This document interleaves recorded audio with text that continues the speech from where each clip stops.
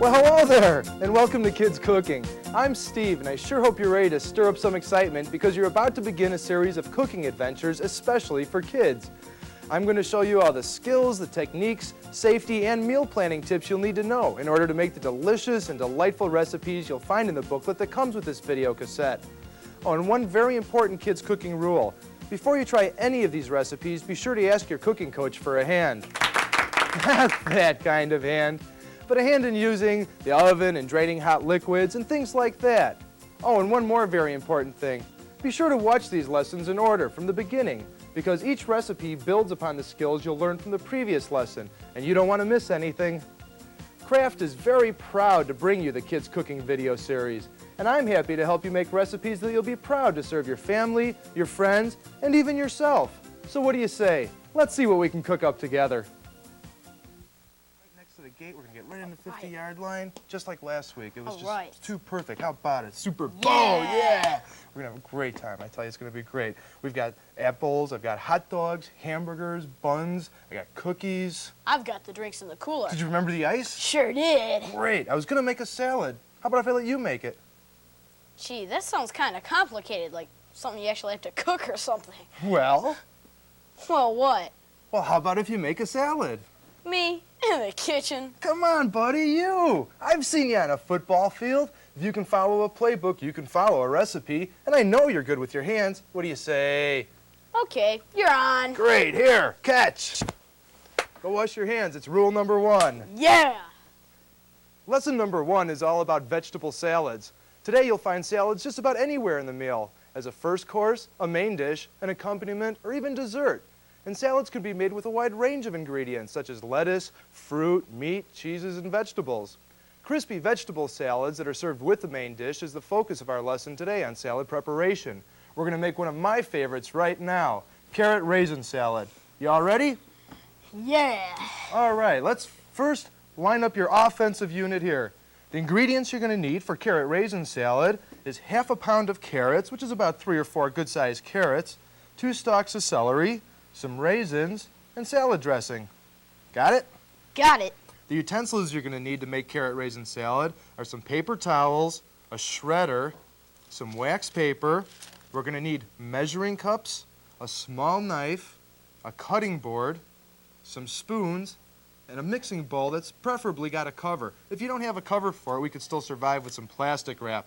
You ready for the kickoff? Yeah! Yeah! Step number 1. We're going to wash the carrots and the celery and then dry them with a paper towel.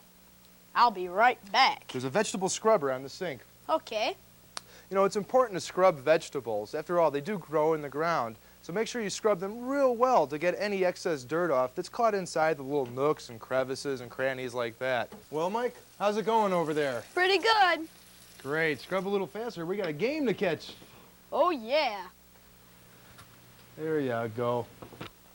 I can't wait. I can't wait. I've been looking so forward to this game. Yeah, those look pretty clean. Okay, Mike, before we go over step 2, let's review knives for a second. Hey, I like the looks of this one. That, my friend, is a bread knife. Only for bread, huh? Yeah, only for bread. Would you try playing football with a basketball? Oh, that's crazy. Of course it's crazy. It's the same principle with knives. For this job, you want one with a straight edge. It's anywhere from 2 to 5 inches long. See this? That's the sharp side. And you never want to use a dull knife because that can slip and cause an accident. A sharp knife really digs into whatever you're chopping or slicing. A lot better than slipping. Oh yeah, I'll say. Another thing you want to remember too, Mike, when you're using a knife, always use it on a cutting board. If you use a sharp knife on a countertop, you'll dull the edge of the knife. Plus, scratching up the countertop's a penalty. Bummer. Yeah. Okay, let's go to step 2 now. What you need to do is grab a carrot or 2 and cut off the edges, the ends of it. Good job. Good thing that was a sharp knife, otherwise you might have had trouble with that, right? That's right. Now we're ready for step 3 then. We're going to need to shred them. Take the shredder, Okay. and you got to do it over a piece of wax paper. Okay. Grab one of the carrots firmly, hold the shredder with your other hand, and carefully go downward with each stroke. If you go up and down, or if you go too fast, you can nick your knuckles on the injured and wind up on the injured list. We don't want that. No, no fun. Go a little slower. Really pay attention to what you're doing because those little holes in the shredder are just like knives. I think that's enough because I shredded some earlier. Okay. Like I said, we were going to make a salad. Now, for our recipe, we're going to need 1.5 cups of shredded carrot. And the only way to make sure you've got enough is to measure it. Right. Okay? These are the measuring cups you want to use for measuring dry ingredients. The different cups have different amounts labeled on the handle. See? 1/4 cup, 1/2 cup, 1 cup. I get it. I should fill these 2 up with carrots. With the shredded carrots. Yeah. Exactly. I knew, man, you got the makings of a real pro. Just make sure your ingredients are always level when you're measuring them. There you go.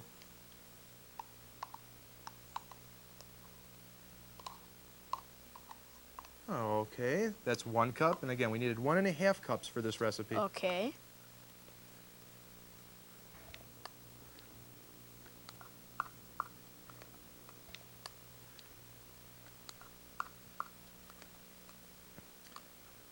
Good There job. we go. Good job. Now, we're ready for step number 4. I can put this in the sink.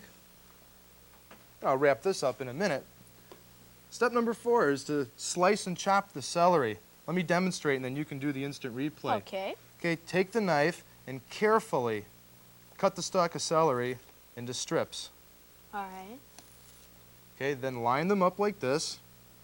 Hold them firmly with one hand, and with the knife in the other hand, slowly and carefully cut them crosswise into smaller pieces.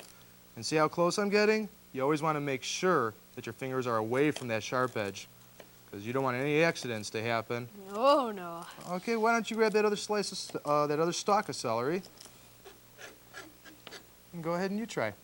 Remember, be real careful, do it real slow. Like that? Real good. Now again, hold it real firmly with one hand, and then with the knife, cut it crosswise into smaller sections, little pieces. Good job. Hey, this is easy. Now, we need to measure 3/4 of a cup. And this gets a little tricky when you're working with measuring cups because you very rarely see a 3/4 cup measuring cup. So now you have to know a little bit about mathematics. Not much. Okay, here's your 1/4 cup measuring cup, right? Mm-hmm. Now, a 1/2 cup is 2 of those, which makes 3/4 cups. All right. Right? Okay, now that's what we have to measure in, 3/4 of a cup of the chopped celery.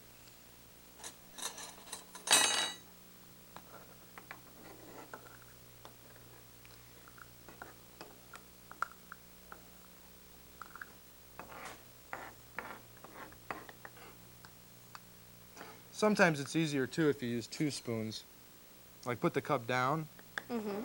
and then use 1 spoon to push it onto the other one. And that way you can grab more. Oh. Okay, I think we might be needing a little bit more celery though today, Mike.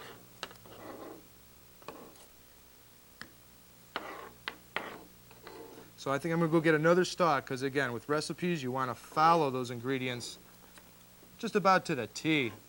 And it looks like Okay. we're gonna be about a 1/4 cup short, so I'll get another stalk of celery for us. All right.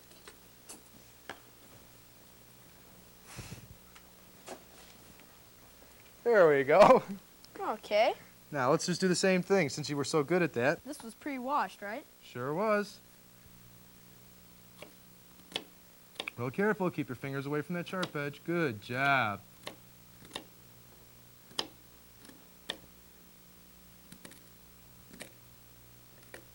Couple more little ones. Okay, too close. If there's any chance of having an accident, don't worry about getting them small. It's better to have a Okay. big piece than a cut finger. Yeah. Okay, so let's go ahead and make sure that we have enough ingredients for that.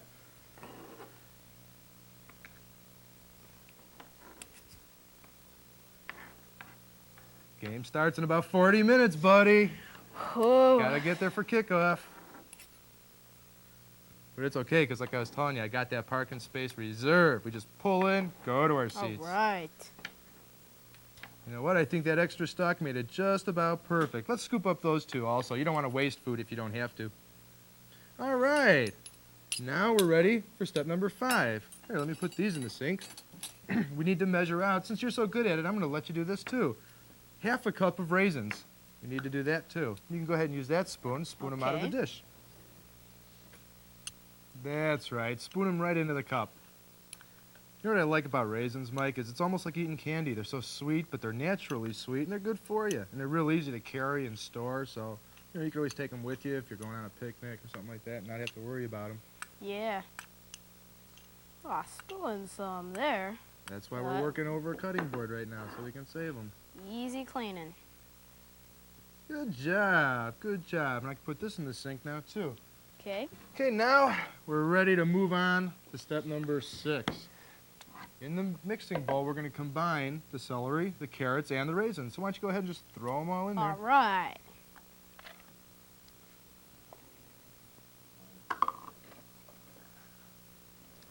Raisins. It's pretty colorful already, isn't it? Yeah. So it's nice, too. When you know how to cook, you can make food that looks so appealing. It's almost like an art in itself. Okay, now what we have to do is add enough salad dressing to moisten it. All right. Just enough to moisten it, remember. Good job. That'd be good. Okay, now the correct way to blend that, Mike, is gently lift it from the bottom and keep turning the mixture over so that everything blends together. And that's going to take a second, so while you're doing that, I'm going to put the salad dressing away.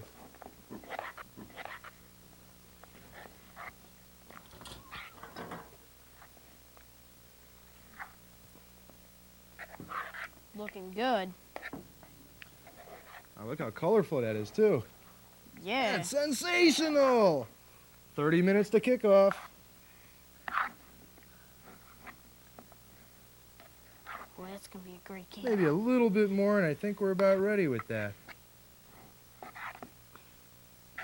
I think that'll work. Good. Good job. Now, why don't you throw the spoon in the sink? Okay, and step number 7, Mike, is just to cover the container. And again, if you didn't have a lid that fit, plastic wrap is okay too. And then again, step number 7, put it in the refrigerator to chill. Yeah. Chilling gives all the flavors a chance to blend. All right.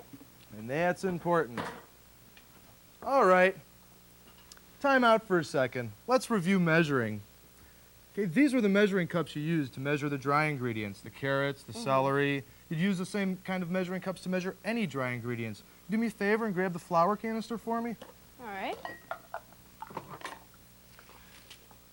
Okay, when you're measuring dry ingredients, such as flour or sugar or something like that, what you want to do is spoon the ingredient into the measuring cup over a piece of wax paper. Okay, the same for sugar. That way, when you spill something, it's a cinch to put it back in the canister, plus makes cleaning up a whole lot easier. After you've filled the measuring cup, you want to level it off with the back of a knife or a spatula, something like that. All right? And like I was saying, it's a cinch to put this back in the canister. How's that for a handoff, huh? All right. Okay, show you something else about measuring. This is the kind of measuring cup you'd use to measure liquids, cooking oil, water, or milk. You see the spout? That makes it easier to pour it into saucepans and mixing bowls. Hand me the milk, please. When you're measuring liquids, all you do is put the measuring cup on the counter, and it's real important. You got to bend down so your eyes are actually level with that measuring line you want, Mike. I see. Okay, then you just slowly fill it up to that line, and that's it. Got it? Got it. Great. And it's going. It's going. Hey, hey! It's a touchdown! You're all done. What do you think? Boy, I can't believe I made this. Have a taste.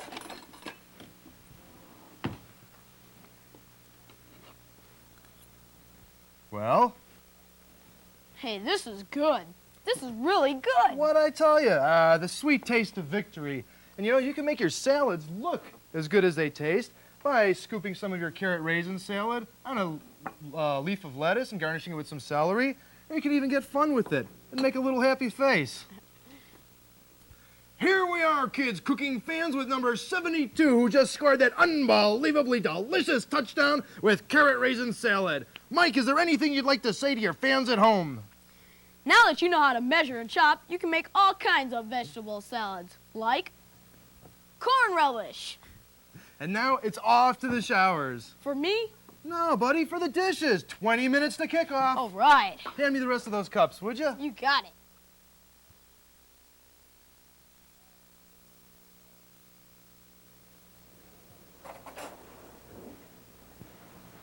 Hey, Sue. How you doing? Hi, Steve. You know, Sue, I've got this feeling. Call it a wild guess. That something's wrong? Yeah, tomorrow's my mom's birthday, and I don't know what to get her.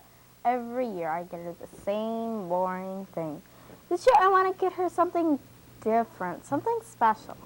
Well, let's think about it for a second. Hey, why not make her breakfast? Or maybe breakfast in bed. A nice tray, some flowers, the paper. The only thing I know how to make is cereal. Cereal. Yeah, but it has milk and sliced bananas. You know, the works. It's pretty good if I do say so myself. So you can go way beyond cereal if you try. How about if I show you how to cook something hot and delicious for your mom right now? Okay, I guess you're right. She does deserve more than a bowl of zany greenies. All mothers do. Tell you what, you know the first rule. Wash my hands. Right. Learning to cook on the range with cheese and eggs is the subject of Kids Cooking Lesson number 2. Preparing recipes that pair cheese and eggs together is a good way to learn the use of the kitchen range. They both need to be cooked the same way, over a low to medium heat and for a short cooking time. And both eggs and cheese are good sources of proteins and vitamins, but best of all, they taste terrific together. You'll see for yourself as we make sunny scrambled eggs. All right, the first thing we need for sunny scrambled eggs are... Eggs? Yeah! I told you, you're a natural gourmet. We're going to need 2 eggs, 1/8 of a pound, or about 1/3 of a cup of processed cheese spread, and about a tablespoon of margarine. Okay. That's all we need. But first, before you even start, make sure all your utensils are out. We're going to need a small bowl, a fork, a cutting board and knife. We're going to need a skillet like this lovely one. Lovely. Oh, lovely. A wooden spoon and a measuring cup, 1/3, just to make sure that we've got the right amount of cheese. Okay. All right. I think we're ready to get cooking. Sue, I'd like to take this opportunity to introduce you to the range. Nice to meet you. I hope we get along. Oh, you will, no problem. You just have to remember a couple of things. Like, when you're cooking on the range, always use a wooden spoon with a long handle to stir your foods. Metal spoons get too hot because they conduct heat. And another thing, you want to keep the handles away from you, so there's no chance in bumping into them and causing a mess. Okay. And I think this pot holder goes with what you're wearing. You always Yeah. want to use a pot holder whenever you work on the stove or range because that skillet handle's going to get hot. All right? Got it all. Let's get back to our recipe then. First, let's see you break an egg. Okay.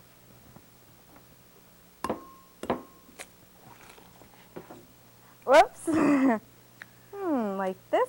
Not quite like that. I don't think they consider eggshells a valid fiber source. No. Oh, hand me another egg and I'll show you the right way how to do it.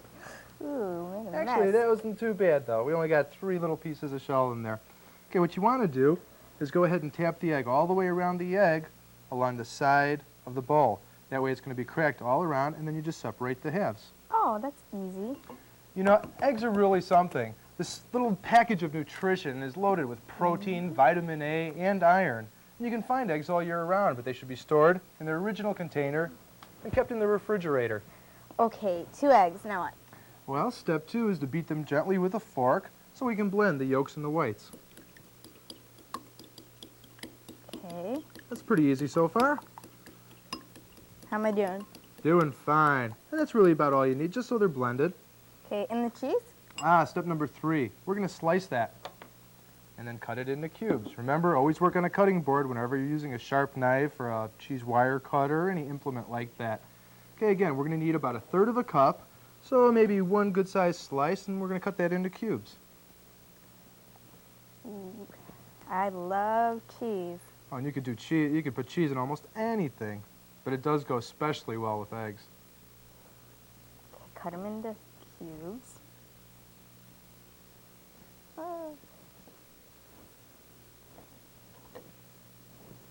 There you go. And now, Is that enough? well, let's make sure. That's why we got the measuring cup. Put it in there and see if it's close to 1/3 of a cup. Okay. With most recipes, you have to be pretty precise with your measurements. But when you're making eggs with cheese, it's okay to be a little bit under or a little bit over. But I say that's just about right. I don't think we could have guessed much better than that. Now, another very important thing, though, is when you're working with any type of cheese product, never leave it sit out where the air can get to it. You want to wrap it tightly And then we'll put it back in the refrigerator right away. Okay. Right, the next step we're going to need to do is measure 1 tablespoon of margarine. And measuring margarine is easy. There you go. You see the measurements on the wrapper? Oh, yeah. 8 tablespoons equals 1 stick. And for this recipe, we're going to need 1 tablespoon of margarine. So I just cut it where it says 1 tablespoon. Exactly. Why don't you go ahead and do that, and I'll put the cheese away. When you're done with the margarine, you want to either wrap it in plastic or put it in a covered dish and put it away. And then we're ready for step 5, which I think I'm going to let you do. We're going to need to put the margarine in the big skillet. Okay.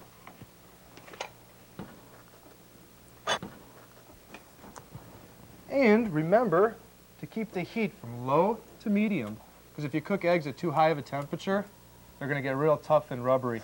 Ew. Yeah, you don't want that. Just a little bit of patience. It'll be worth the difference. Okay, now we have to wait for the margarine to get bubbly.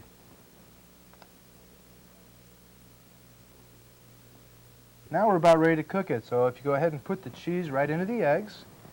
Okay. I can put that in the sink. Keep the kitchen clean and organized as we go along. And now step number 5 is adding the cheese and eggs right into the skillet.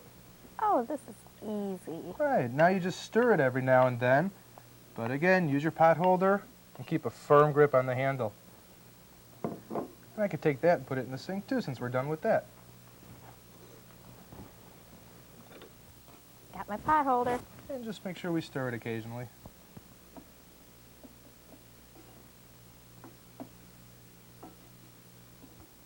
This is fun. I think they're ready. They sure look good. One of the most important things to remember too, Sue, when you're working with the stove, is to always turn off the burner when you're done. Okay. And you could put your masterpiece right here on this plate. Get my pot holder. 'Cause this looks great. Smells pretty good too.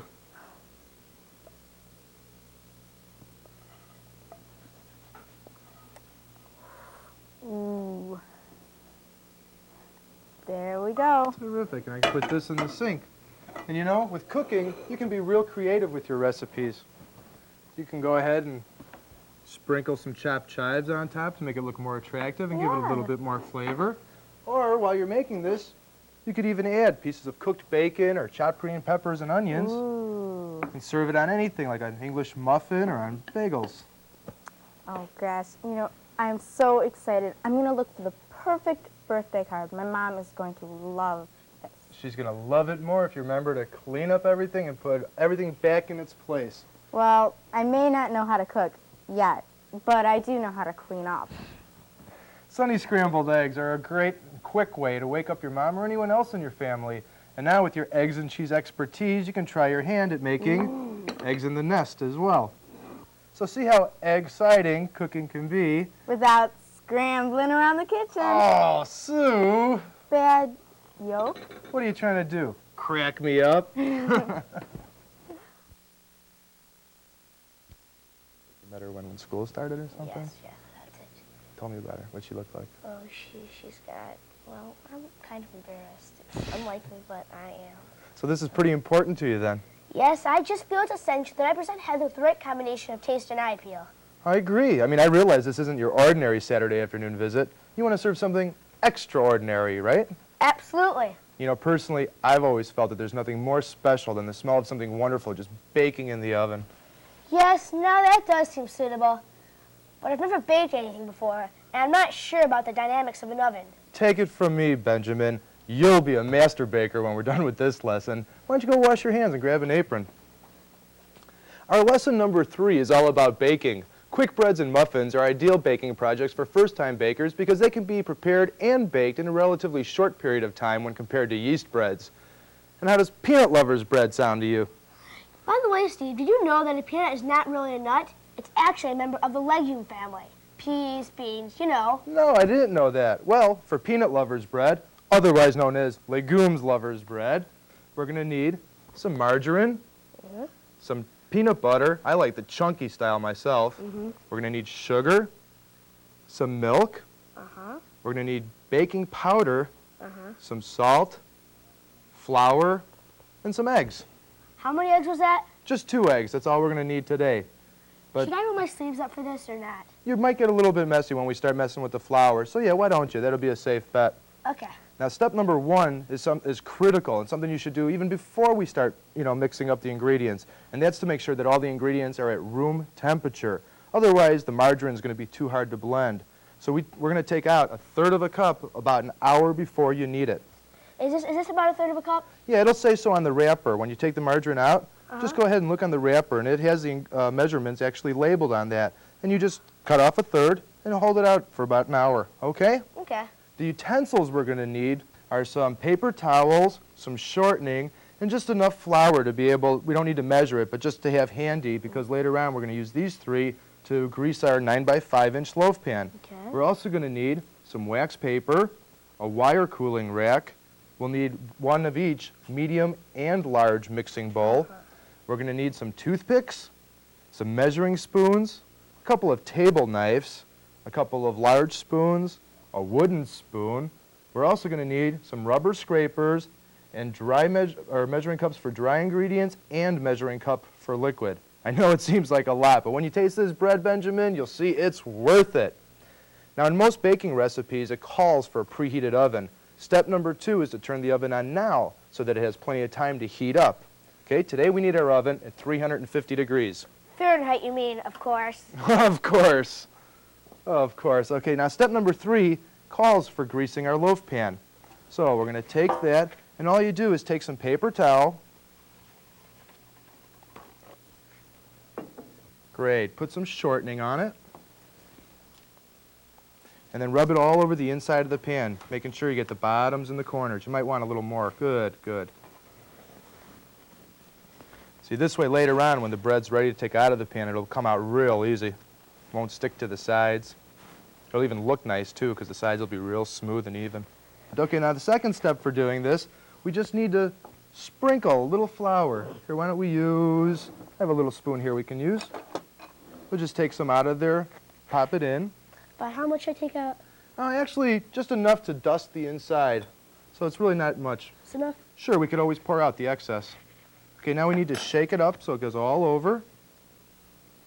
Yeah, that's right. Just like with the shortening, we want to get the sides and the corners. This is messy. That's why we're working over a piece of wax paper. Okay. Because now it's going to be real simple to go ahead and pour out any excess. So just go ahead and dump the rest of that right onto the wax paper. Now what? Maybe a little more. We really want to get all that excess out. Good job. Now we can set this off to the side because we're going to be using this in a little while.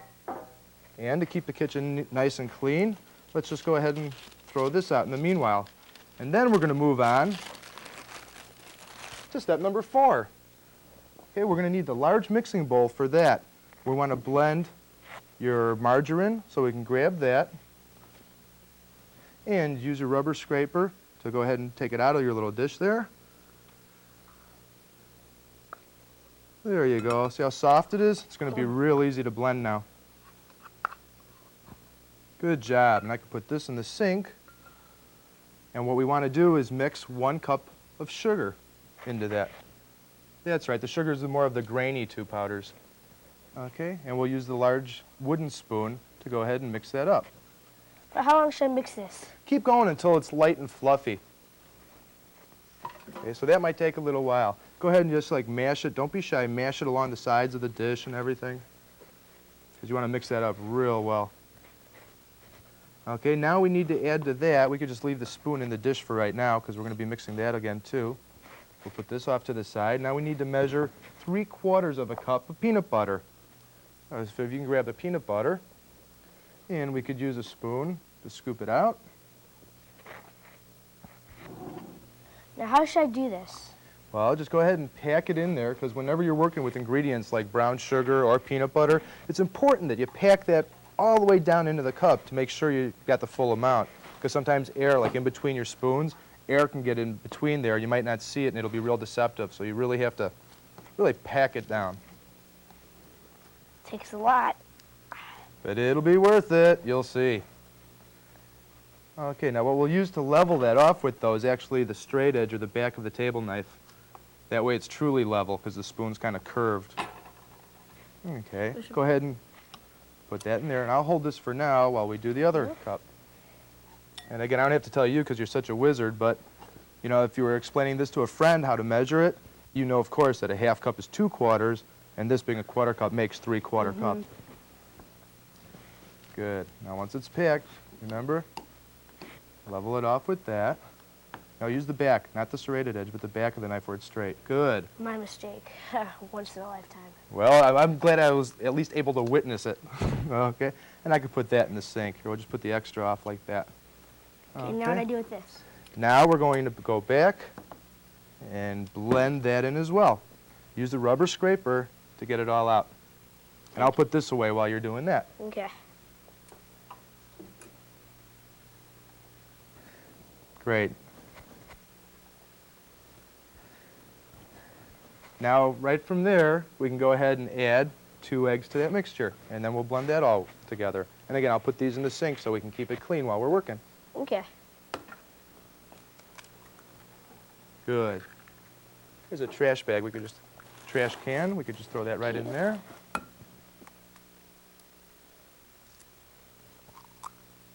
Oh, runaway shell. To avoid that problem, Ben, next time you could break your eggs into a separate bowl first. Then you add them to the batter. And now blend that all together till it's well mixed up. Yeah, it's going to take a little Strength. Yeah, but now that we've got the eggs in there, everything, as you can see already, is starting to get easier to mix. It's starting to look more like batter. I saw my mom make some bread once. It was regular bread, though. Still, that's quite a chore in itself. That looks about right. Now for step number 5, we're going to combine the dry ingredients. We're going to need to mix 2 cups of flour with 1 teaspoon of salt and 2 teaspoons of baking powder. But first, let me show you how to use these measuring spoons for small amounts. The only difference, though, in using measuring spoons as opposed to measuring cups is that you're working with smaller portions. The same principles apply. Check for the right measurements. Okay, I knew we were going to be making these, so I had the right ones out. But you see what it says? Yes, I understand. This is 1 teaspoon, and this is another 1 teaspoon. Exactly. Any other measurements, like they also come in 1/8 of a teaspoon and tablespoons. You'd also find the measurements labeled on the handles, just like this. I understand now. All right, then let's get into mixing. All you have to do, if you can hand me the baking powder, and that's the one that looks like flour. There you go. When we do this, we're just going to scoop out a little bit more than you need. And then level it off with the back of the knife, just like you did before. Okay, here, I'll do that one. Now, since we need 2 of those, why don't you do the next?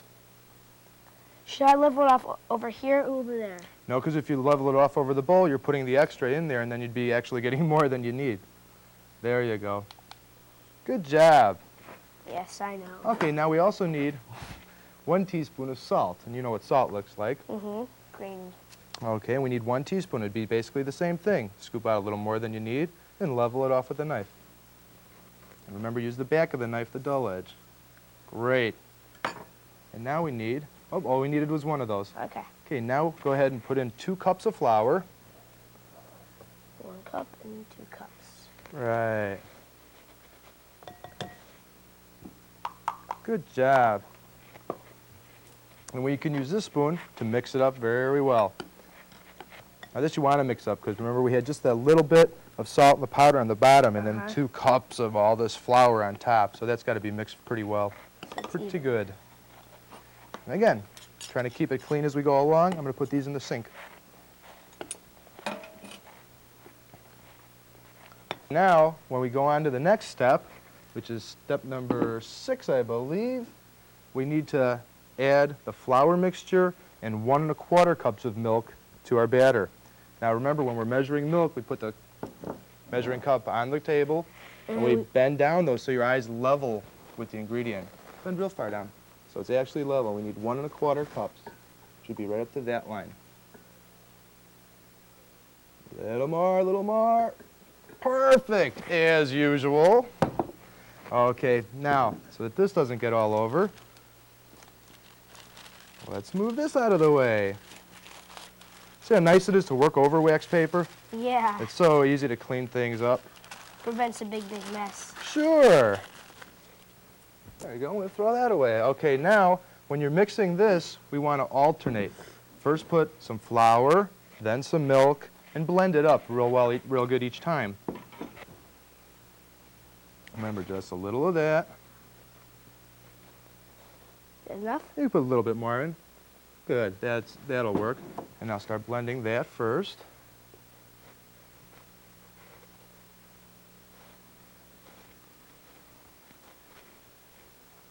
Well, it's even starting to look fun, huh? Yeah. Okay. And smell fun. Now, since we're going to keep mixing it, now go ahead and pour in a little bit of milk. A little bit more.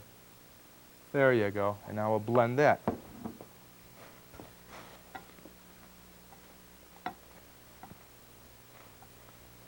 Now should I pour some more dry ingredient? There you go. Some more of our flour mixture. Remember, you always want to start and end with the dry ingredients, so make sure we save some for that last mixing procedure. Okay. You know, Ben, you could also use a spoon to put the mixture into the bowl.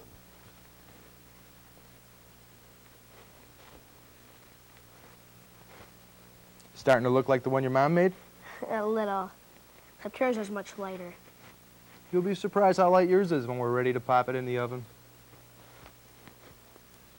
I think you'll say, yeah, if Mom can do it, I can do it.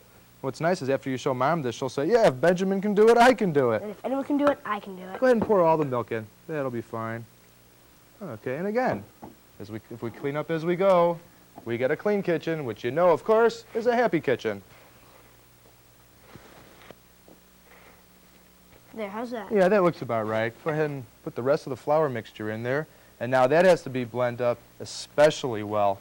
If you're making breads, you want a batter that's very, very well mixed. But if you're making muffins, it's okay if it's a little lumpy. That's right. Scrape off the sides of the bowl because you still have ingredients there too. There. Looks great. Now we're ready for step number 7, which is we're going to pour that batter into our greased pan, okay? So you pour as much as you can carefully into that. Okay, is it too heavy? Yeah. Okay, I tell you what, you grab one and I'll grab the other. Because again, you want to, if something's too heavy, always ask for help. Otherwise, you're going to have to ask for help when you're cleaning it up off the floor, you know. And, okay, and there you go. Get as much as you can. All right, now, to get every drop, you want to grab that rubber scraper. Okay, we'll put this on the wax paper for now. And then go ahead and, oh, okay, there you go. Okay, see one side of the scraper is rounded. That's the side you want to push with because that'll bend easier and get into the corners. I see.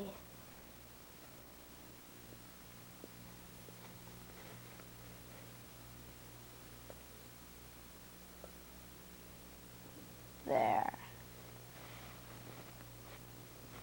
All right. Now this can go in the sink, and congratulations, your dough is ready to go into the oven. Now remember, we preheated that, so you can't just go and put it in. Because when you open that oven door, it's going to be hot.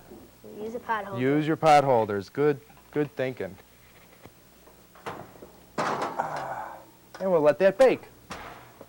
Now that has to bake for an hour. While we're waiting, Steve, how about a game of chess? Yeah, I still owe you for beating me last week, don't I? And the week before. Yeah, you don't have to remind me. And the week before that. I remember. And the week before that. Let's go. Battle on the chessboard. Well, Steve, I beat you again. Yeah, but next week's another game. Well, it's been about 60 minutes, so now we got to test our bread. Okay, to do this, we just open the oven door, pull out the wire rack, don't forget your oven mitt, your pot holder, and use the pot holders to pick your bread up. And then, of course, close this right away. Now, put the bread on a wire cooling rack, and to test it, we want to stick a toothpick all the way in the middle of the bread, real far down, and then pull it out. How come? Well, that's how you test bread, to see if it's done. See if there was batter still on the toothpick. We'd need to cook it for about another 5 minutes and test it again. But since there's no batter on here, the toothpick's clean, our bread's done. It looks good. Let's try some now. Oh, you can't. Remember, You have to wait for about 5 minutes to let the bread cool before you even take it out of the pan. Remember to turn the oven off once your bread is done. Okay, Benjamin, after your 5 minutes is up, we need to take the bread out of the pan. Keep in mind that you still want to use your pot holders because this pan is probably still going to be hot. Grab it from both sides and then turn the pan over on top of the wire cooling rack. And then go ahead and just lift the pan. See how easy that came out? That was because of how well you greased it and did the flouring earlier. Okay, we can put those over there. Now, we just let the bread cool completely before we eat it. But there's good news on the horizon. Here's a loaf I made earlier. Yes. How about it? You should try some. Let's cut you a slice here. Oh. And you should try some with some of that grape jam.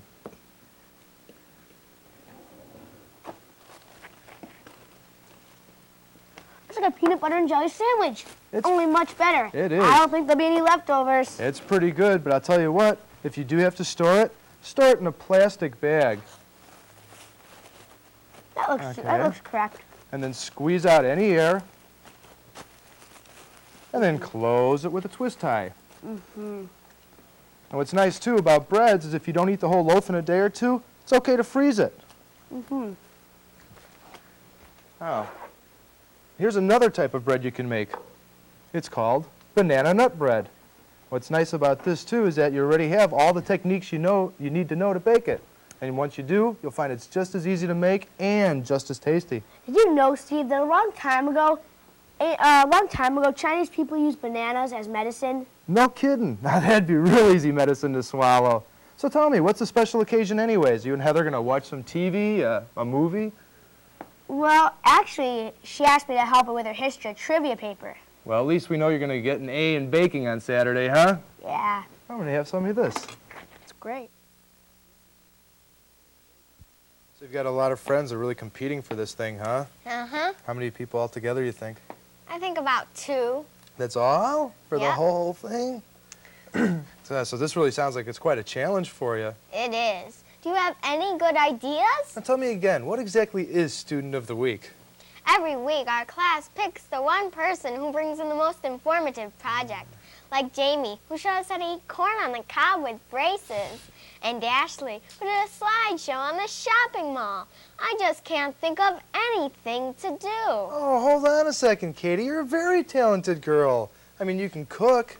In fact, what if I show you how to make something that's very impressive? I mean, real honest-to-goodness Student of the Week material. I knew you'd think of something. Great. Remember rule number 1? Go wash your hands first. Okay, And grab you an apron while you're there, okay? I will.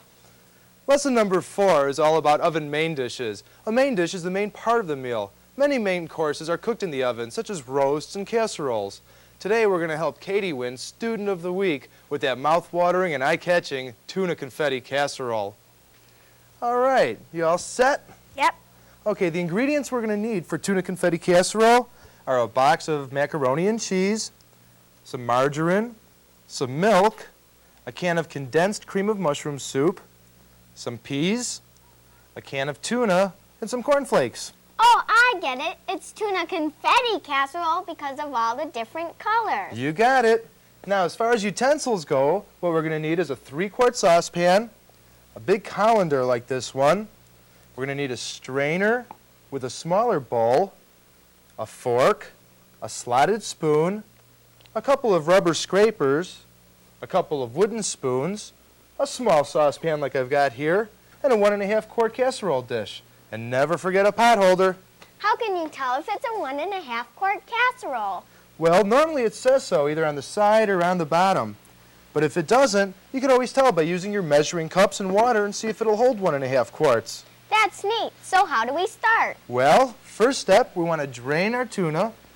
If you can grab that, 1 6.5-ounce can into the strainer. Just turn it over and shake it out. Great, and I could throw this away. Then we need to flake it with a fork. That's right, hold on to it. Here, I'll hold on to this for now and help you out. Great. A little bit more, a couple big pieces in there. We got to flake it real good so there's like tuna throughout the whole dish instead of a lump here and a lump there. Is that good? That looks real nice. Okay, and as far as the fork goes, we can put that in the sink, and since we won't be using the tuna for a while and we want to let it drain, let's set that off to the side again. Okay. Okay, the second thing we need to do is cook our macaroni. That's step 2. So if you can hand me the box. And this is something too. You want to first of all, be careful. When you open the box, there's a surprise inside. That's a package of cheese sauce mix. But we'll be using that a little later, okay? This is something you should have your cooking coach do. 'Cause since we're going to be adding the macaroni to boiling water, when you lift the pot, you see all that steam? Yep. That steam can burn you really nasty. Even though it doesn't look dangerous, it can get real hot. So you want to have your cooking coach pour the macaroni into the boiling water. Okay. But from here, you can take it again. Okay, you need to stir it occasionally so that it doesn't, so that the noodles don't stick. Okay, now be careful when you stir it like that. You want to keep a grip on the handle too, because say if you're stirring it and you get a little stirring it too fast, you can knock it off the burner and burn yourself. So you really want to hold on to that. Okay. Now, after 7 to 10 minutes, your noodles should be done, depending on how you like your macaroni. Okay, it's been about 10 minutes. They should be about done. Am I supposed to guess if they're done? No, you test it. You go ahead and grab a slotted spoon and pull out one of the pieces of macaroni. That's right, be careful. That's okay if you got 2 on there, and then let it drain for a second. And then we'll go over to the sink and cool it off under cold water. And then you taste it. I think it's done. Great, then our next step, first of all, is to turn off the stove right away. Okay, then this is something too, Katie, that you should have your cooking coach do, because remember what I was telling you about the steam? Yeah. We're going to see a lot of that now. We're going to take the big colander and put it in the sink and then drain it. Make sure your cooking coach doesn't lean over the sink either, because see all that steam now? Yeah. That gets pretty hot. And then from here, you just go ahead and pour your macaroni back into the pot. And now we're ready to continue. Next thing we need to do is add half a stick of margarine. And for that, we'll use a scraper. And we'll just put that in there. Boom. And I can put this in the sink. And the next step is to pour in that half cup of milk.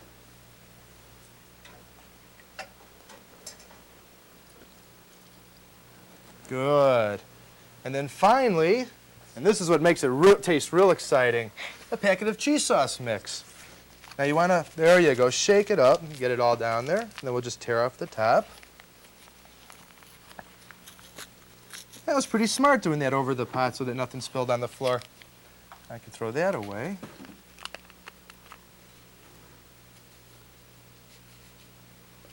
Great, and I'll tell you what, you stir all that up and I'll throw this away too.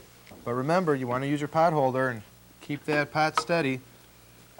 There you go, mix it up real good. You know what's nice about this too? Is you can make this for your friends too. Because you saw how easy it is. Yep. Here, I've got something to put the spoon on too. There you go. Okay, now we're ready for step number 4. We're going to blend in the can of condensed mushroom soup. There you go. We'll use that rubber scraper to get it all out of there. I'll hold this for you just to be sure. There you go. Oh, don't be shy. Stick it way in there. That's why it's got a long handle. There you go. And get the sides so we have enough. That's why we're using the whole can. I can throw this out and I'll put this in the sink. We also need to add the peas. We used one package of 10-ounce frozen peas for that. And we'll just throw that right in there too. And remember the tuna we flaked earlier? Yep. This is where it's going. So if you can grab that, tell you what, I'll hold the bowl with the liquid in it. And you can go ahead and put that in there. Just turn it right over.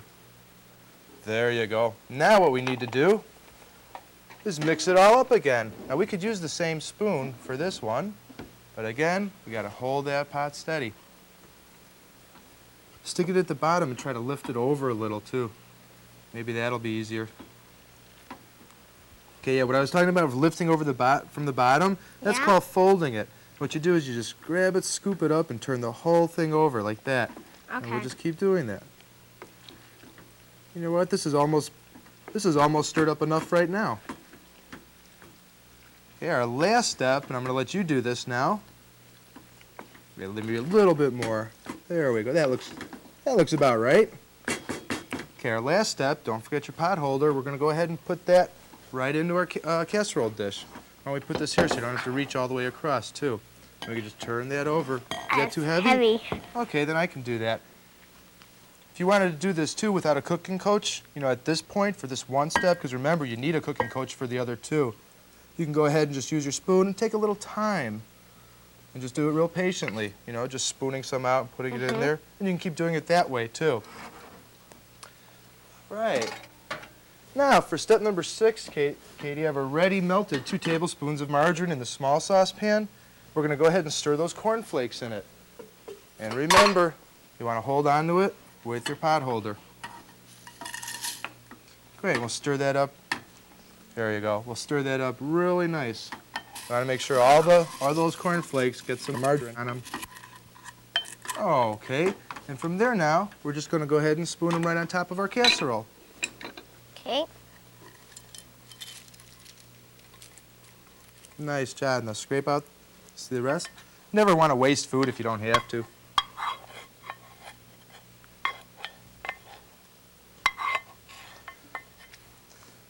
Well, you might want to pat those down, so let's pull out a new spoon and do that since I already put the other ones in the sink already. There you go. Yeah, spread them out a little, pat them all down. Great! And now we're ready for step number 6, which is to put our casserole right in the oven. Okay, today we need it at 350 degrees, and we're going to bake it for 30 minutes. That's it? That's it. And here's one I made earlier. So this is what it's going to look like. And you know, Katie, you can explain to your class how you made this and probably win some extra points if you explain different ways you can make this dish. What do you mean? Well, for example, instead of just peas, you can use a 10-ounce bag of frozen peas and carrots so you get more orange in there too. Or instead of tuna, you can use any kinds of leftover meat like chopped cooked chicken or turkey or even ham. I bet turkey would be real yummy. Mm-hmm. And instead of cornflakes, you might want to use bran flakes or crispy wheat squares or crispy rice squares too. I can make it different every time I make it. You sure can, and with your new skills and know-how about oven main dishes, you can go ahead and make this, oven fried chicken parmesan, another nice oven recipe. That looks good too. Oh, they're terrific. You know, I think with everything you know now about main dish cooking and creating new recipes, I think you're sure to win that Student of the Week contest. Yeah, that smells great.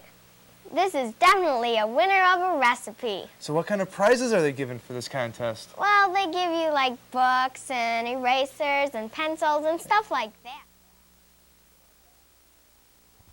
I bet you can do a lot of neat things on that computer, huh? Yeah, Steve. Look at this.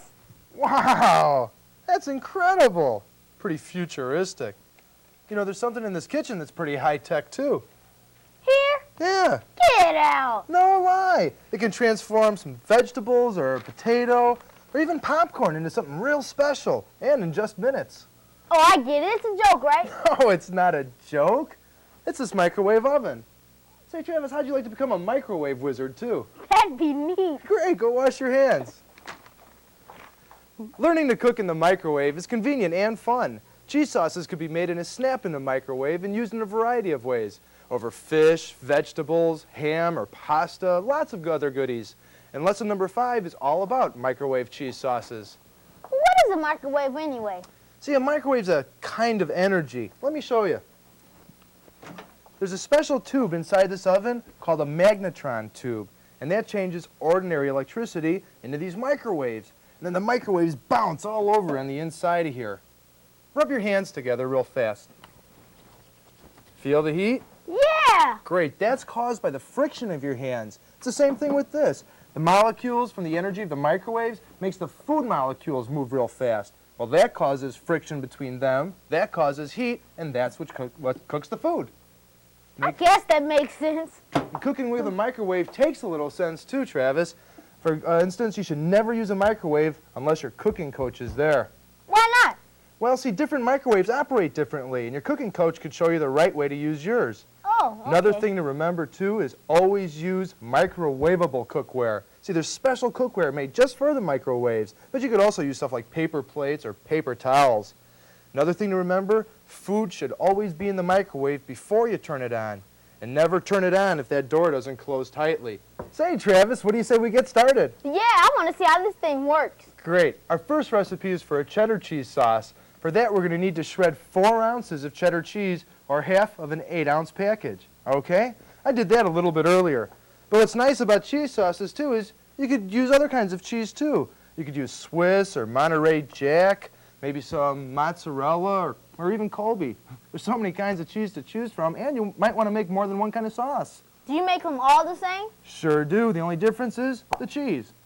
Okay, you also need to measure out for this recipe 2 tablespoons of flour, 2 tablespoons of margarine, 1/8 of a teaspoon of salt. We'll need some pepper just for a dash, and a cup of milk. Oh. All right? All right. Now, the first step we need to do is to microwave the margarine in a glass measuring cup or bowl. Remember what I told you about microwavable cookware only? Glass is considered microwavable. So why don't you go ahead and put that in there. All right. And now what we're going to do is open the microwave door. We're going to put it in there. And remember what I said earlier too? Always close that door tightly. And now we're going to microwave this on high for 30 seconds. And here's how you do this one. 3 zeros the seconds. Set it to high. And start. And hit start. And in no time at all, our margarine's going to be melted. So why do you like microwave ovens? Well, first of all, it cooks food faster than most conventional methods like your stove or your oven. Plus, that means fewer vitamins and minerals are lost while you're cooking. And they're a terrific way to warm up leftovers. You understand? Yeah. Great. Hear that beep? Yep. That tone means that their time's up. All microwaves have timers set on them. So now what we do is open this. And even though that we've only microwaved this for about 30 seconds, still use a pot holder. It's going to get hot later, but just to be on the safe side, it's always nice to keep in practice. Okay, so now we can go ahead and do step number 3. For that, we're going to need to blend in the 2 tablespoons of flour. Why don't you do that? Just go ahead and pour that in there, and I can take the cup for you. And we're also going to put in the salt, 1/8 of a teaspoon, and a dash of pepper. That's right. Go ahead and do it the way you like it. Maybe a little more. There you go. That looks like a dash to me. Now we need to stir it up. But remember, that's right. Grab that pot holder first. Good job. Yeah, mix that up really nice. You really want to make sure all those little lumps of flour are broken up. So sometimes you might want to mash it against the side using the back of the spoon. Good. Like this? Yeah, maybe a little bit more because I still see some white little clumps in there. And again, you want that flour mixed really well. Blend it in. Yeah, that looks about right. And then now we need to microwave this for about a minute. Here, we can put that on the spoon holder. Good. There you go. We'll just put that in there. Now that you know how to use the timer, why don't you go ahead and set it for 1 minute. 1, 0, 0. High. Good. And start. Great. In about a minute, that'll be ready to come out. What's that tone mean? It's done. It's done. Okay, now we're going to take it out again. And now, now especially we want to make sure we're using our pot holder because it'll probably get kind of hot at this point. And again, why don't you go ahead and stir that up. And let's see how that looks. You want it almost paste-like on this at this point. Yeah. Yeah, you know what?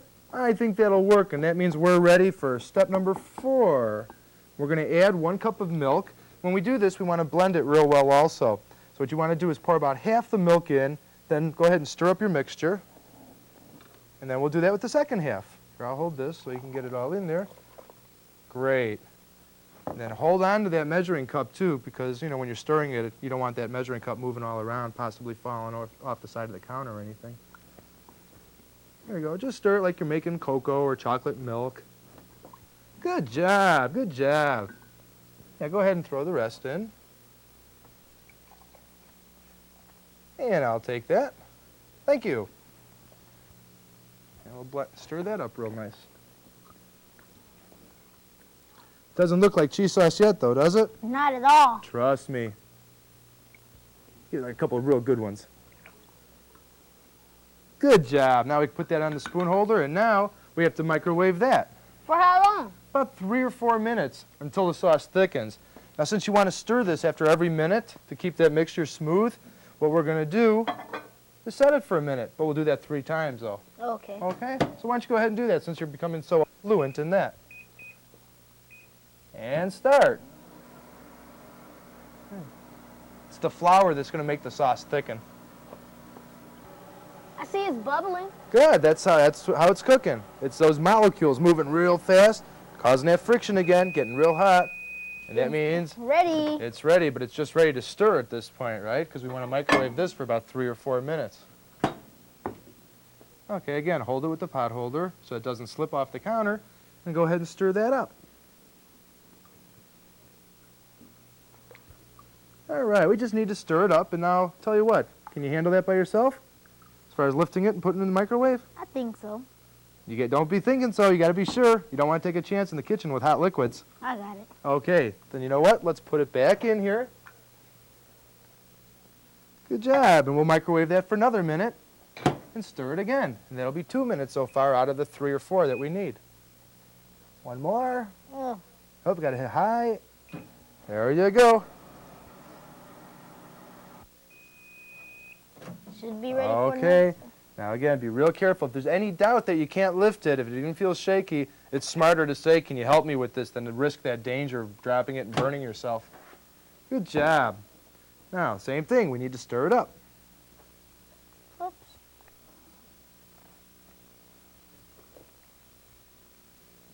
Every time we put it in, it's getting thicker and thicker. Back in the microwave. Oh, see that chunk on the back of the spoon? We might need that. Go ahead and throw that in there. That was a pretty big chunk. That might make a difference. Okay. Good job.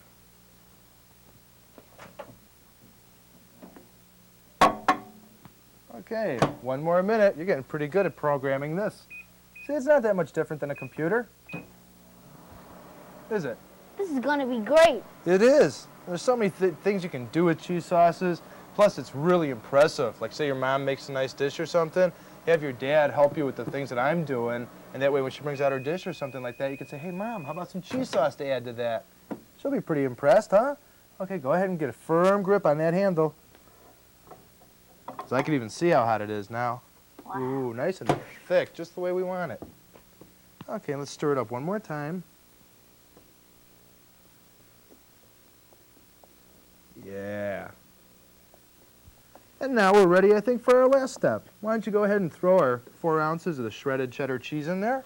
Okay. Be careful.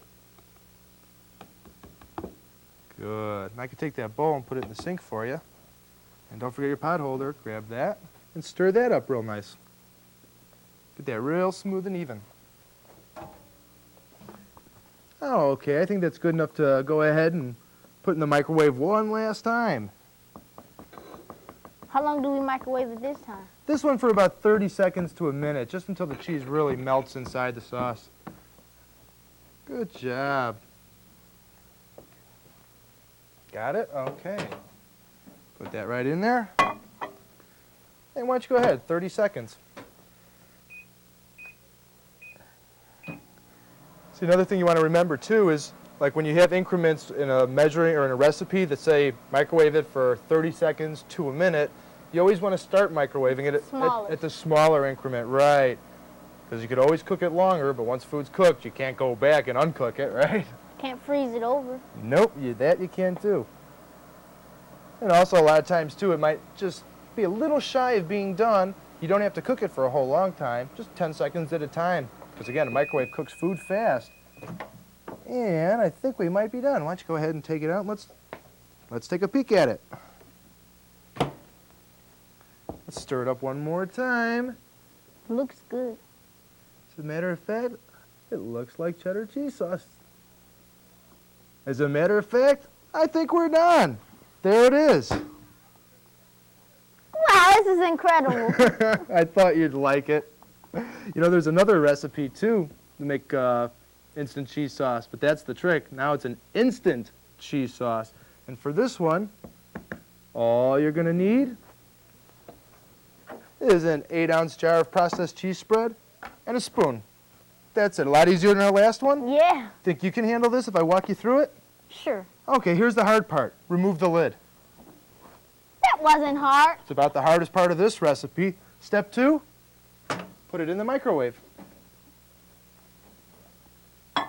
Step 3, close the door. Tightly. Okay, now we're going to need to microwave this for about a minute to a minute and a half. But we want to turn the jar every 30 seconds. So, what do we program it to? 30 seconds. Right. Put it on high and start. And that's it. And in just 30 seconds, we'll turn that jar about halfway. Okay? Okay. Well, how's it look? Wow. How's it sound? You know what that sound means? Now keep in mind that's going to be hot, so even if it's an instant cheese sauce, you still want to use that pot holder. Turn it halfway around, and let's do it again. Good. You learn fast. It's probably because you're such an expert with computers. This is great. How did you learn so much about microwaves? Well, it's just my love of cooking, you know? Probably the same way you learned about computers. You know, it's just something you like, you tend to go after and learn. Okay, now use the pot holder, and let's turn it halfway one more time. Good. And again, for 30 seconds, and put it on high. You know, since I'm teaching you so much about microwaves, how about if someday I can come over to your place and you teach me a little bit about computers? That'd be great. That'd be fair. It's a real convenient way of cooking, real safe for kids, too. Because there's really no hot parts other than the food you're cooking with. You take it out this Yeah, I time. think I'm going to. And since it's so hot, and I don't want to take any chances, I'm going to be extra careful, almost like a baby, and use 2 of them. But you know what? I'd rather be extra careful like a baby than spill this and burn myself. There you go. Now what we need to do is stir it up. And I'll tell you what, I'll hold on to it. And again, this is something your cooking coach could do. Just hold on to it, and you go ahead and stir it up. Yeah, just like you're stirring up cocoa or chocolate milk or anything like that. Just go in circles all the way around. This is fantastic. How about that? Isn't that incredible? It's great. A lot quicker than the other one, too. And we don't even get any pans dirty. What else is nice about this? Got a little surprise for you. And no, the surprise isn't broccoli. And the surprise isn't baked potatoes. Oh, you saw the surprise, huh? The hot dogs and fries. My favorite. I was trying to hold those out till last so you wouldn't see them. But what's nice about this cheese sauce is that you could spoon it over anything. Like a baked potato. That look nice? Or how about over some fresh vegetables? That looks good. It looks good. I think that might be one of the few times you'll ever hear a kid say that vegetables look good. But what's really nice, too, is that it can do wonders on a hot dog. You just pour it on like this. And wait till you try it on French fries. Absolutely irresistible. I'll say. See, all you need to do to make ordinary foods extraordinary is a little microwave magic and your imagination. Put that there to cool. Well, what do you think?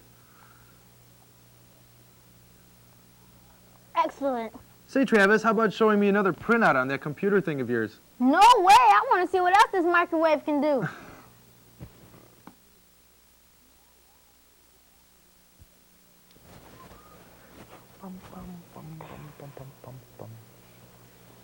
Hey, Steve, guess what? My mom's going back to work. Terrific! Good for her! Yeah, but not so good for me. See, she always makes dinner, and she's going to have to work late sometimes. And my sister's idea of dinner is a hard-cooked egg. What am I going to do? Hey, no problem, Wonder Guy. I can show you how to cook a hot meal for yourself right here and now. All right. But one of the things we're going to be working with, Mike, are the oven and the broiler today. So when you're at home, always make sure your big sister or another adult's there to supervise you when you're working with the oven or broiler. All right? All right. Okay, step number 1, wash your hands first. All right. Our lesson number 6 is on broiling and grilling for 1. Broiling and grilling are 2 methods of cooking by direct and indirect heat. This lesson will feature simple sandwiches that can be prepared for 1 or more, for lunch, for supper, or even snack time. We all set? Uh-huh. Okay, Mike, I think the best way to start our lesson is to go over these 2 new cooking techniques. Broiling's done in the oven, okay? It cooks food one side at a time. Now, to use the broiler safely, you should set the distance of the broiler pan to the heat even before you turn it on. In this case, it's an electric oven we're using. So if you look in here, the heat source is actually at the top of the oven. Yeah. Again, you want to set the pan about 5 to 6 inches from it. When you turn the broiler on with an electric oven, you want to leave the door open slightly. Okay?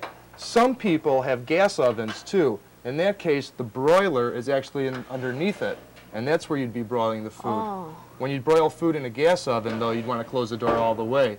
Since we're going to be needing this a little bit later, let's preheat it now. Remember, set it to broil and leave the door open a little. All right.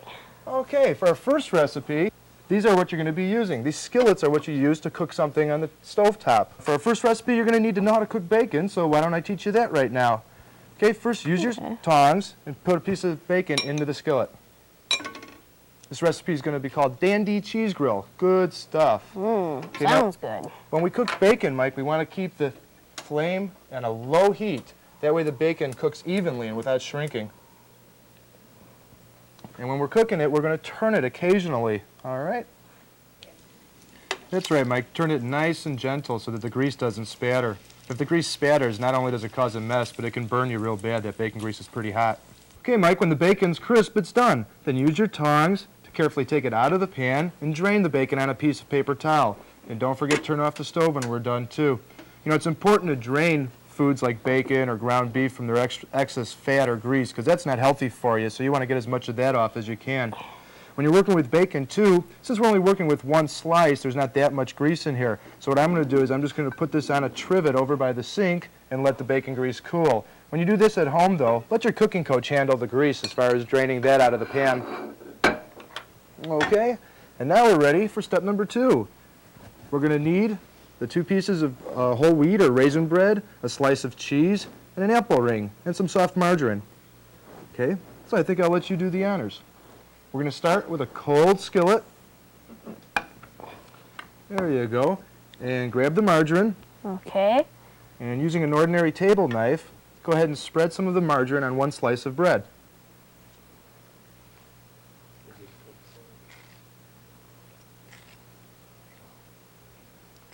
Good job. Now we'll put that piece of bread face down in the skillet. Margarine side down. Right. Now go ahead and add the slice of cheese. Okay. And the apple ring. Okay, and here's your tongs, and we're going to add the bacon.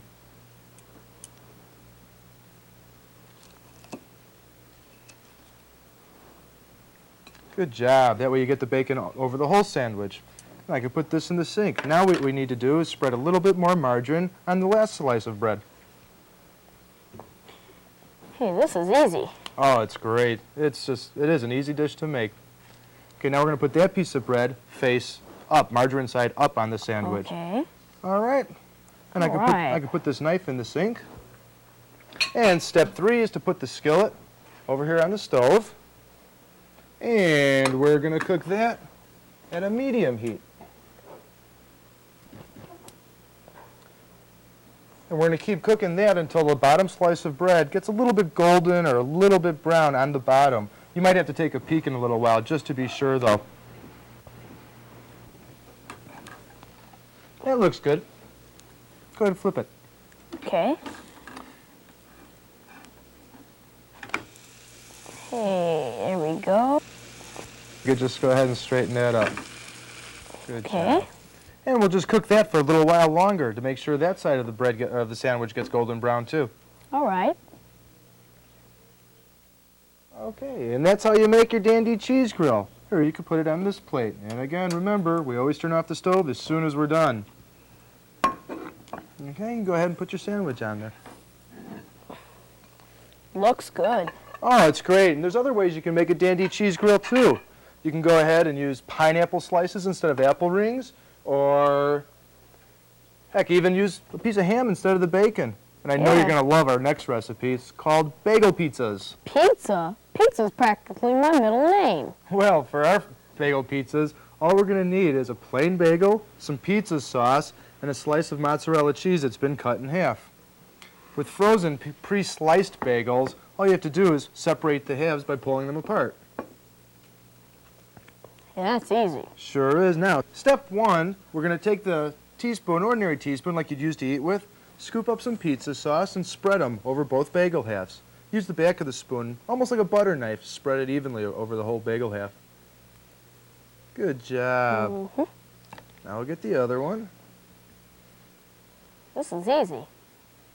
It is. They don't even take that long to cook either.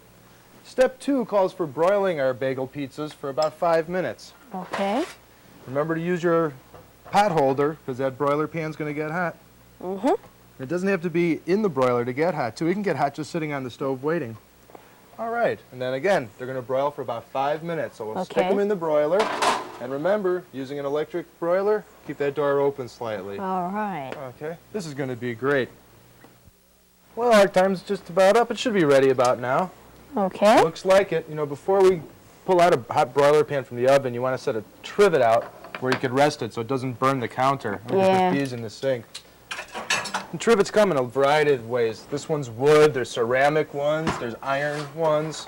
And don't forget, always use your pot holder or oven mitt when you're pulling this in and out in the oven or out. Yeah. Okay, now our last step is to go ahead and put a slice of cheese on each half. Careful, the broiler pan's real hot. Okay. You don't want your arms like brushing up against it, so pay special attention to that. Yeah. And then finally, we pop it in there for roughly about another minute or until the cheese melts. And once again, keep that oven door open slightly. Hey, sometimes I like my pizzas with everything on it. What about next time if I could put some pepperoni on these pizzas? Sure, you could add anything you'd like. Mushrooms, green peppers, onions. All you have to do is remember to add your favorite extra just at the time you're putting the pizza sauce onto the bagels. They look about done right now, huh? Yeah. Time's about right. One of the most important things, too, to remember, just like when you're working with the stove, Mike, is when you're done, be sure you turn that off right away. All right. Okay, tell you what, if you can move that plate, we could set ourselves up here. Oh, can you smell it? Mozzarella? Smells great. Don't forget your pot holder, too, when you handle it, even if it's out of the broiler, because that's still going to be hot for a while. And to make sure that we don't get burned, let's put it over here on a trivet to cool off. Boy, I don't know which one to eat first, a dandy cheese grill or a bagel pizza. Oh, either one's going to make a great meal. And you can probably make one for your mom when she comes home, too. Another thing to make it a complete meal, all you have to do is add a glass of milk, a cold vegetable salad, maybe a piece of fruit or vegetable sticks. Boy, I think I can even handle dinner now. Somehow, Mike, I don't think you're going to go hungry, even if your mom is working. What are we waiting for? Let's dig in. Okay, let's share, half and half. You got it. I think that's so neat. I had so much fun down there. I went with a very dear friend of mine that I still see today. And stuff. And that was like 5 years ago. So all in all, you really enjoy those classes, huh? Oh, it is. It's a wonderful class. I'm really getting into this dancing stuff. And my teacher says I'll even be ready for a solo in the next show. That's terrific! That's great. You reserve me a couple of those front row seats when that happens, okay? Oh, I will. But, you know, I do have to admit that this dancing's a little harder than I thought it would be. I mean, all this exercising really gets me hungry. Well, sounds like you can use something to eat. You read my mind. How about if we make a couple of smart snacks right now? Smart snacks? Smart snacks. Snacks that taste good and are good for you. Okay. Sound like a fair deal? Yeah, I'll go wash up. Grab an apron while you're over there. Smart snacking is the subject of lesson number 7. Smart snacking is an ideal way to get that between-meal energy and nutrition that keeps growing kids going on those active days. Things like cheese and fresh vegetables and fruits are all excellent, nutritious choices for those tasty after-school treats. You all ready? All ready. All right, our first recipe is so simple you won't even believe your own eyes. We call it a simple snack dip.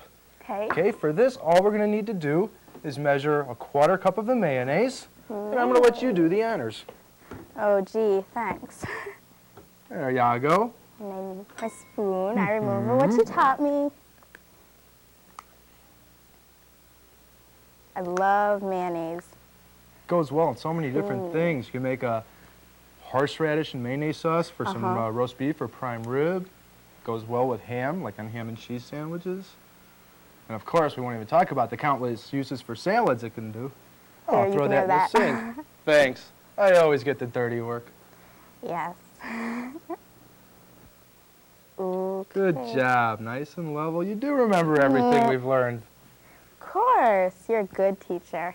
Ah, there's no such thing as a good teacher. Good students. Cooking's so much fun. Okay, now what? Okay, well, let me get this out of your way for you. Take that too. And now we're going to need to measure a 1/4 cup of the sour cream. Sour cream. And I can put this away while you're doing that, since it's obvious you know what you're doing. Okay. Sour cream's another one of my favorites, though, too. Oh, yes. I especially like it with chopped chives and a baked potato, Ooh, you're making me hungrier by the second. or on potato skins, Stop it. Okay, or in borscht. borscht. You told me to stop it. I was trying to. Yes. Okay. Level it off. Beautiful, huh? Good job. Okay, now the third ingredient, I don't know if you're aware of yet. It's kind of a surprise ingredient. It's called Surprise? dried dill weed. Have you ever heard of it? No, what? We're gonna need to measure a 1/4 teaspoon of it, and that's it right there in that green jar. Dill weed. Mmm. Do you like dill pickles? I love dill pickles. That's what makes them taste like dill. That's Oh, dill okay. weed. You'll find it has all kinds of uses. One of these things? 1/4 teaspoon, right. 1/4 teaspoon. And then we'll mix that all up real well. Okay. I put that in the sink. Mix Yeah, it. dill's good in a lot of sauces. You could also put it on fresh fish.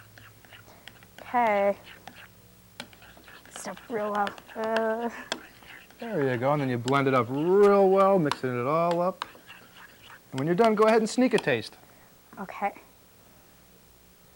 Mmm, tastes like something my mom would make. I bet this would go great with some cut-up vegetables. I could see you're already wise on smart snacking. And that's good, because a dancer really has to know how to take care of her body. You're going to Oh, have to be yes. strong. Yeah, I love fresh cut-up vegetables. I mean, they're nice and crunchy. They're just fun to eat. Not only are they fun to eat, but they're loaded with vitamin, minerals, and fiber, too. A couple hints about fresh vegetables. When you're shopping for them, look for ones that are fresh, without any blemishes. When it comes to storing fresh vegetables, you should lightly wash and dry most of them before you put them in the refrigerator. This carrot is a root vegetable. Root vegetables don't need to be washed. They just need to be stored in a cool and dry place. Okay. And then just scrub them before you use them. Here, I've already scrubbed these. Why don't you cut a couple of these up? Okay. Yeah, that's right. Remember all the safety tips when you're using a knife. And we could throw these little ends away to keep the kitchen clean. Of course. Clean kitchen is a Happy kitchen. kitchen. Okay, am I doing this right? You're doing fine. It's real important to make sure that your knife digs into that carrot Not before your you fingers. cut it. Right. So otherwise, if you just lay it down and try pressing it, the carrot could roll out from under the knife.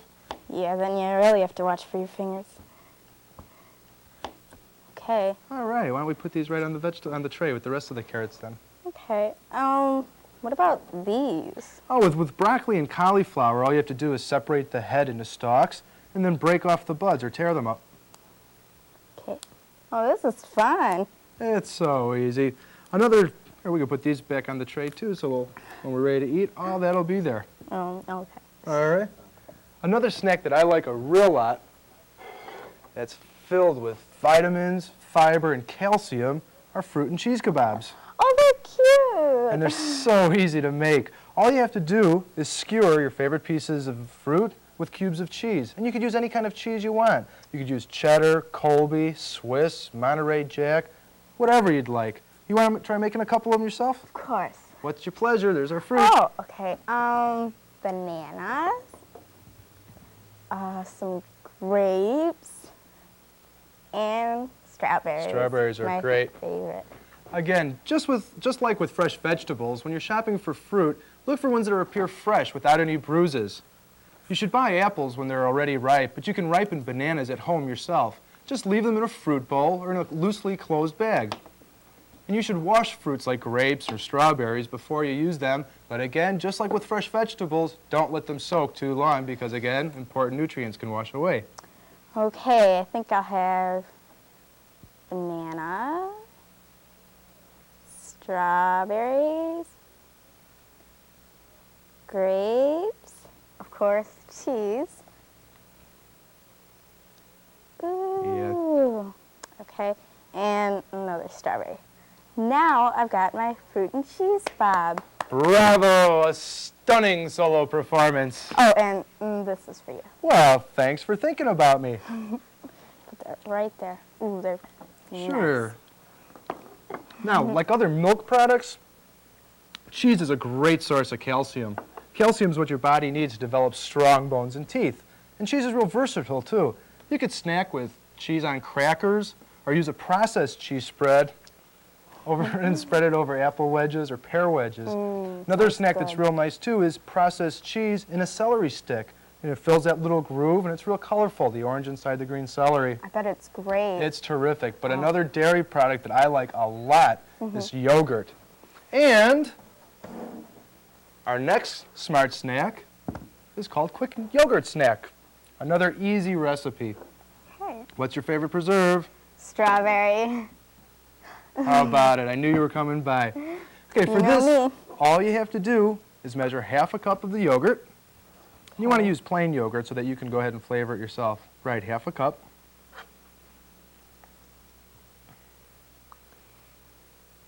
Yogurt's great. I just recently stopped eating chocolate-covered raisins and got into another smart snack, yogurt-covered raisins. Those are great. Yeah, and they're better for you than eating chocolate. I love yogurt. Any flavor. Doesn't have to be strawberry. Well, you're going to be surprised at what you find out about yogurt after this. Okay, Oh, you're doing fine. Remember everything we've been learning over this. Terrific. okay. In the bowl. You got it. First time I did this, I missed the bowl. So you're already better than I'm doing. And now, Okay. now all we need to do is measure 2 tablespoons of the strawberry preserves in there, too. Mmm. There you go. I found.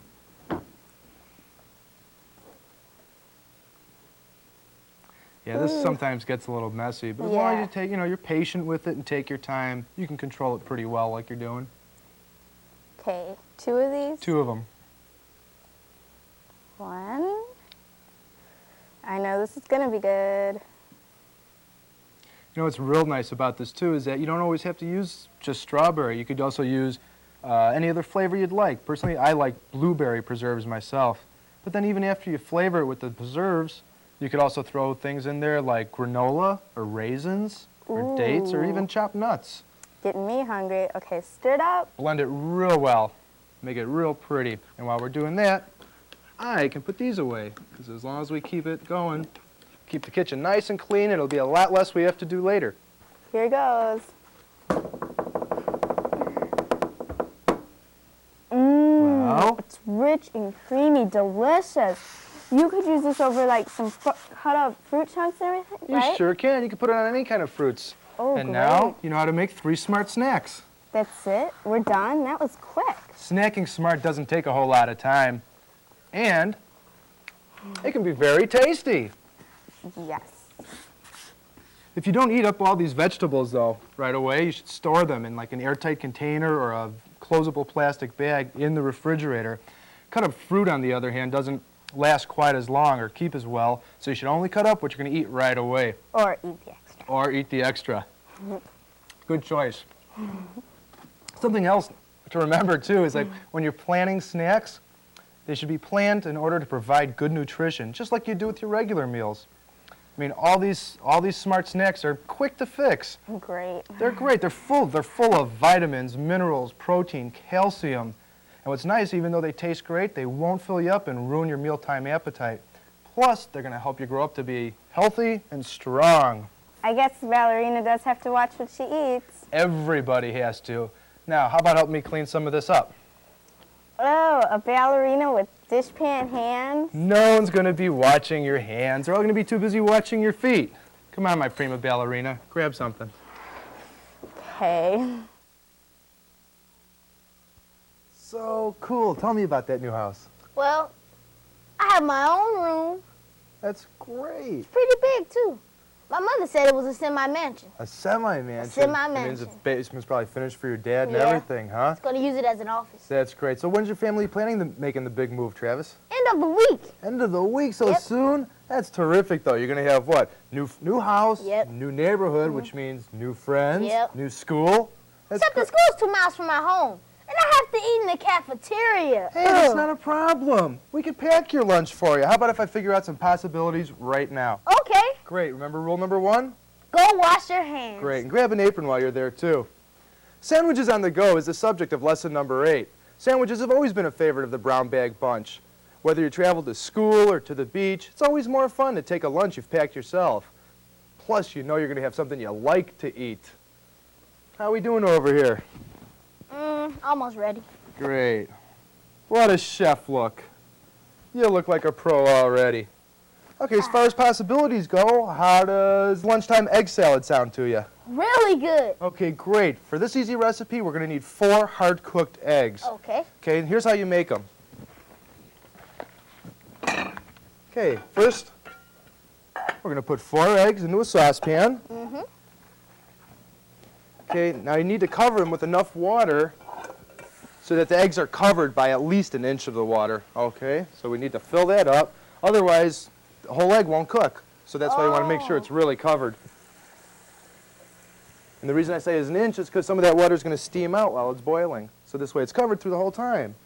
Okay, now remember when we're cooking on the stove, all the safety tips we talked about, like turning the handles away, right? Okay, from there you'd go ahead and boil them. When the water starts to boil, here's the secret. That's when you cover it, turn off the stove, and then take the pot off the heat. We're going to let that set for about 20 minutes. Oh. Okay, after the 20 minutes is done, now we're going to take the pot, put it into the sink, and run cold water over it. That way the eggs stop cooking right away. Make some sense? Yep. Okay, then the next step would be to peel them. I made some earlier that we can go ahead and peel right now. Okay. As a matter of fact, why don't you do the honors? All you have to do is tap it all the way around the egg onto the counter, Okay. and then just peel the shell off. And here's another little trick we've talked about earlier. Let's do it over a piece of wax paper so it's real easy to clean up afterwards. Okay. That's right, you want to get all the shell off. Why? Well, otherwise you're going to have crunchy egg salad. Oh. You don't want it crunchy because of the eggshells, right? Right. Right. There you go. See how easy that comes off, too? Yeah. And cooking is real easy once somebody just shows you the tricks. Yeah, I want to make sure we get all the shell off. Sometimes when there's little pieces like that, too, you might run it under cold water just for a second. That helps get it off, too. Looks like you did a pretty good job. We'll put that egg back in our bowl, and we'll clean this up so we got some room to work. Okay. Okay, now step number 1, since you're so good at peeling eggs, I'm going to see how you are at chopping them. We're going to take the fork and just go ahead and chop them in that bowl into small pieces. Okay. Slip. Yeah, get a grasp on it. If they're slipping all over like that, just go ahead and start by sticking the fork into it and then bending it. Because you're going to chop them up anyways, right? Yep. There you go. Instead of turning it, press it up against the side of the bowl, too. That way it has some surface to go ahead and cut up against.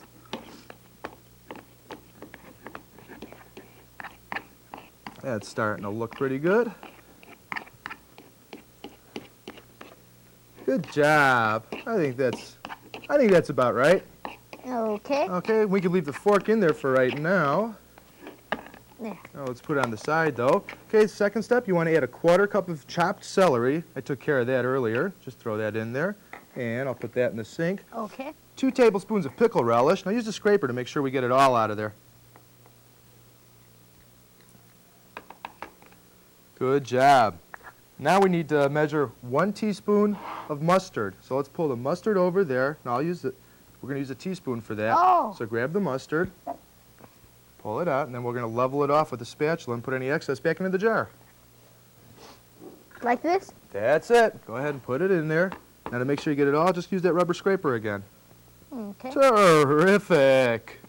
See how easy this is? You're almost done. Do you believe that? Not really. Not much to it, and it sure is good.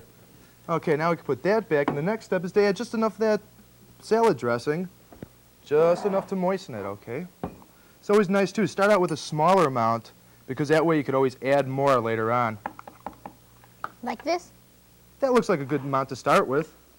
Now I'm going to take the fork now. Now we just mix it up. See, if you'd grabbed a whole lot at first of the salad dressing and put it in there, you might have put too much in, and then you need to cook more eggs, put more celery and relish in there too. This way it's just easier to add a little bit more salad dressing. It smells good. It's going to taste even better. And make sure we get the stuff that's on the bottom. Just lift it from the bottom and turn it over so it's all blended.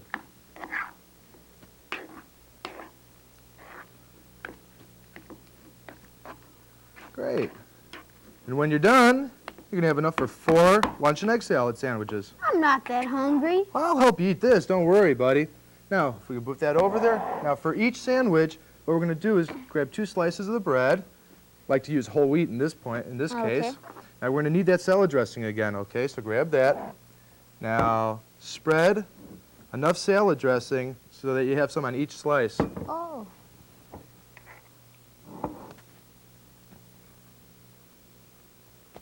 There you go.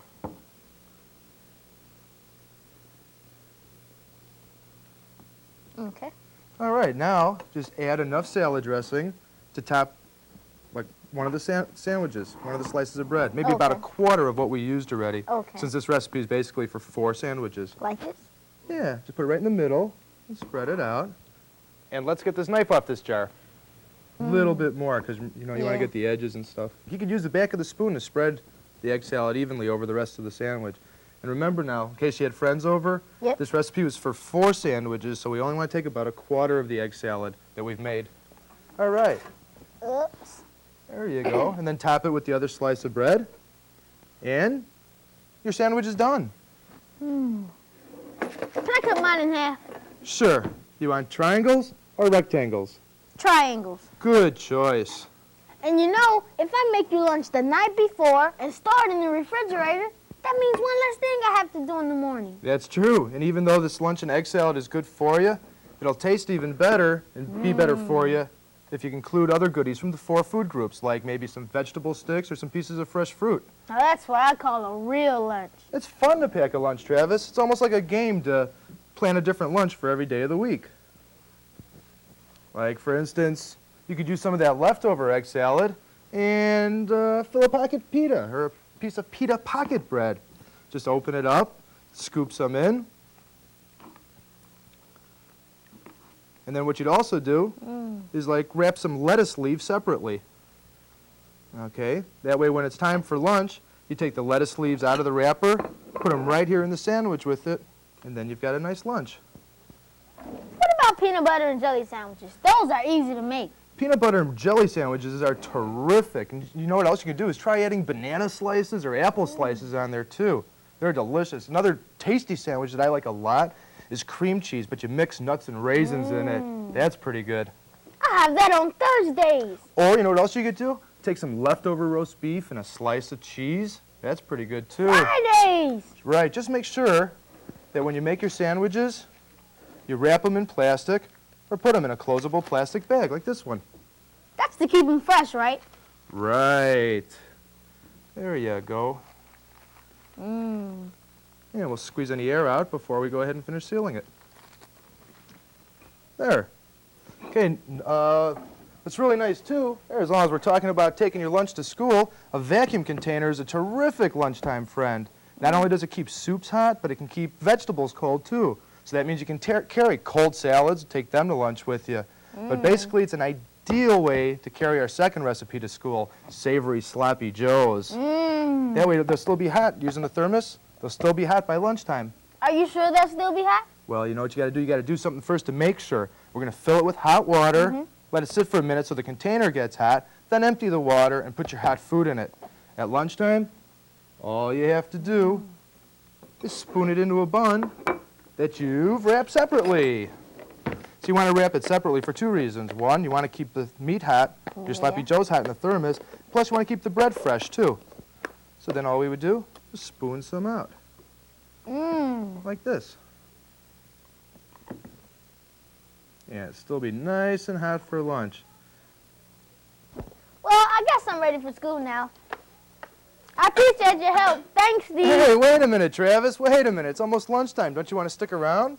Do you mean me or my lunchtime egg salad sandwiches? Both of you, silly. Tell you what, you share half your sandwich with me, and I'll share half my sloppy joes with you. Now that sounds like a deal I can't walk away from. Great. Grab a couple glasses, and we'll have some milk with this, too. Okay.